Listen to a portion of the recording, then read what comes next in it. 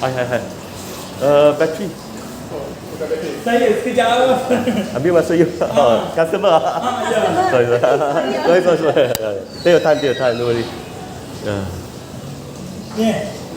96. Jadi.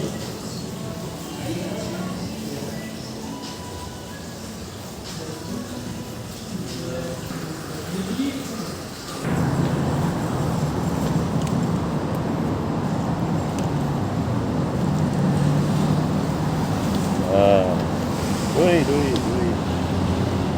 You clean up one, very professional one. I come here many times. Very professional.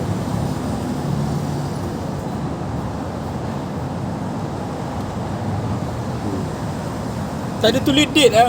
Tak ada date oh. Bad dah. Terus tak ada lah. Oh, ini maksud Healthy dia. empty lah.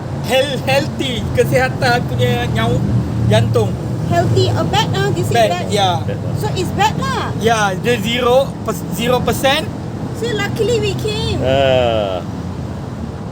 CCA 205. Ini kereta kena ada 250 ke atas. Oh, 250 lah. Sebab dia jam start tadi. Lepas tu dia ada jalan, bateri tu dia panas. Charge sikit lah. Masa tu saya driving, dia macam mau mati lah. Dia bergantung alternator supply power. DBH berapa tadi? Berapa persen? Kosong. Charging dia 70% je. Oh my god. Late already. Luckily I told you So Kena tukar lah. Yalah, Tukar Xiaomi lah. Miss nak pakai brand apa? Brand. Dia tahu saya tak Tak tahu lah ini brand apa lah. Ini dia brand mekanik. Yo. Cap ayam ah? Cak ayam. Cap ayam lah. Secret Cap ayam. Never heard before lah. This type of battery. my car also cap ayam.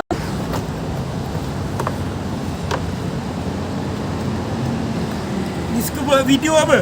Konten. Laju. Start. Start.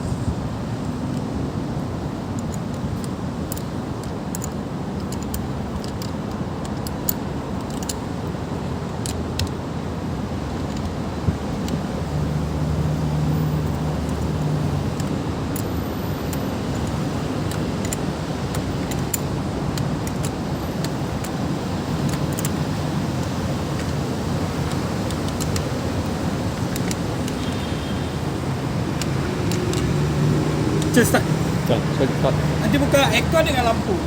Aircon, light, everything. High beam. Aircon. Your light. The emergency light. High beam. The biggest light.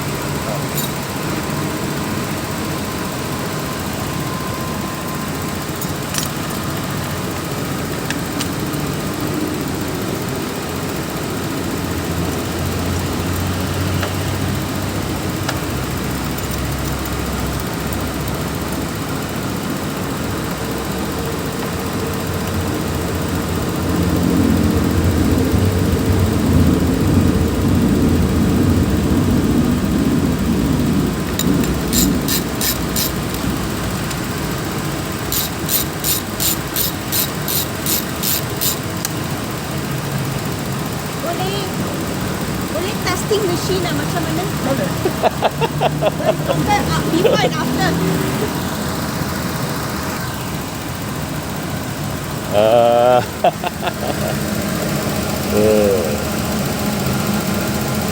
Alternator pun dah kong dah ni. 12 saja. Ya. 12 saja. Alternator macam mana? Biasa kena 13. 3 plus pun 8. Is RFID tu. Dah lama dia tunggu. Alternator. Tapi masih boleh jalan tak? Tak boleh tak? Kena tukar. Sini boleh tukar? Sini tak boleh. Oh, Tu pergi mana? bawah tu. Tu macam baru lagi. Baru saja. Baru saja. Kena check dekat workshop. Betul lah.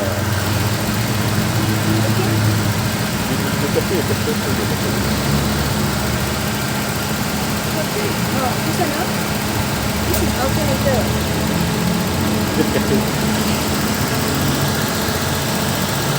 Alternator, ah? This is alternator lah.